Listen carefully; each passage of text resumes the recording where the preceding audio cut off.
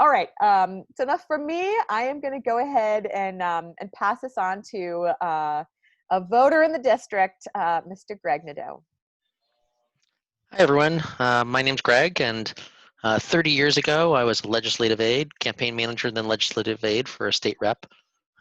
Worked in the State House and observed firsthand how the concentration of power in both branches really prevented progressive legislation from moving forward.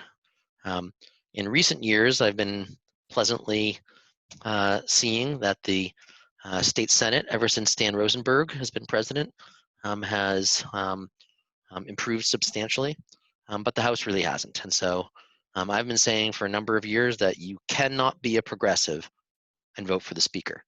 And no matter how many times progressive legislators say that they co-sponsor wonderful things, vote the right way, the only vote that matters is the vote that prevents all progressive legislation from continuing, and that is the vote for the Speaker. I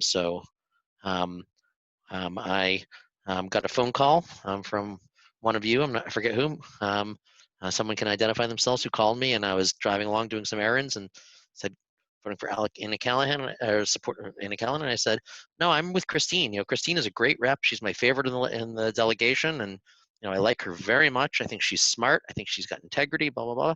And then I just sort of had this pause of like, well, wait a second, you know, from the message that the person said about reforming State House. I said, well, okay, well, I'll come to a house party, went to attended a house party, asked some questions. My son, Max, was also there, and really. You actually grilled me, which And was great. you've completely passed. And then I said I would, and I did talk to Christine a couple days after that.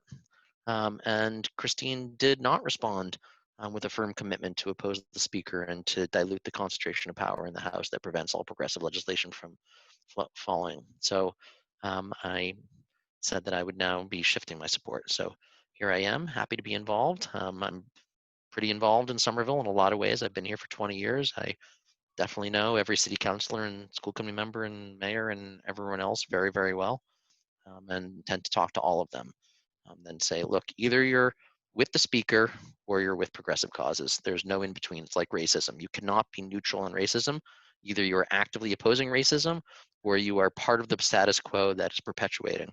And so everyone who is supporting Christine is fundamentally supporting a status quo that is preventing climate change, racial justice, and everything else that we care about from progressing.